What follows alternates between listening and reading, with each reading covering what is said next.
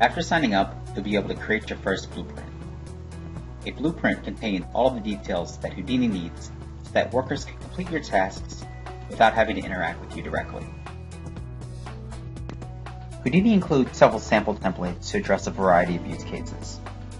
To use a template, simply select the template that you want to use, and then click Use this template to install the template into your account.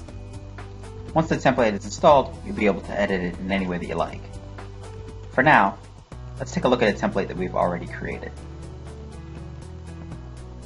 Starting from the dashboard page of our blueprint, we can select the Configure menu to begin editing our blueprint.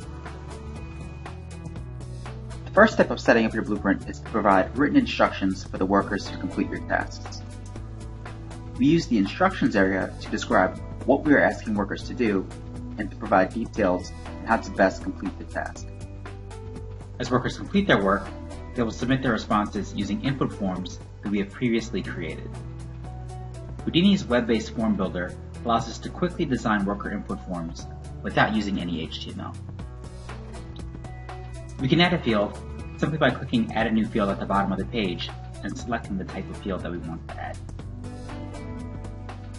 To edit a field, we simply select the field and edit the relevant parameters. One important parameter is the short name. The short name is the variable name used to reference a specific field. The value that you set here will show up as the column headings in our output spreadsheet, or as the variable name for our API postbacks. All forms also contain a task input area at the top, which is used to display task-specific data to the worker.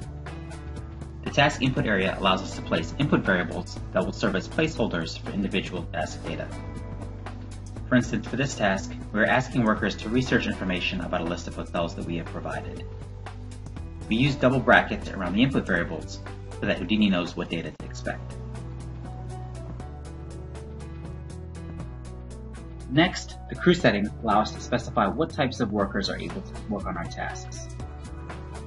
One of Houdini's unique features is that we provide access to workers who we have pre-vetted for different types of skills. By specifying the skill set we need, we can ensure that only workers who have demonstrated competency at that particular skill are able to work on our tasks. Finally, the compensation settings allow you to set how long tasks should take to complete and how much workers will be paid.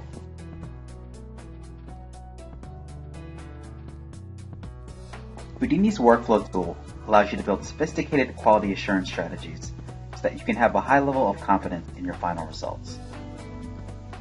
The consensus feature allows us to ask multiple workers to complete the exact same task and then automatically compares their results in order to ensure that all answers are the same. Alternatively, the verify feature allows us to add a separate verify step where a second worker reviews and then verifies that the initial task has been performed correctly. These two features are covered in much greater detail in our user documentation. Once our blueprint has been set up, we are ready to begin submitting tasks to be completed by workers. Houdini provides two ways to submit tasks. We can upload a CSV file with a batch of tasks to be completed all at once, or we can submit tasks one at a time using Houdini's REST API.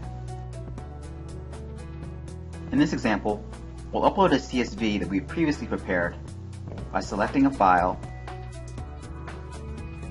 and then clicking Next. Once we upload a file, we can use Houdini's preview feature to make sure that our tasks look okay. Here we can see that Houdini has inserted the data from our spreadsheet into the placeholder variables that we originally set up when we created our form.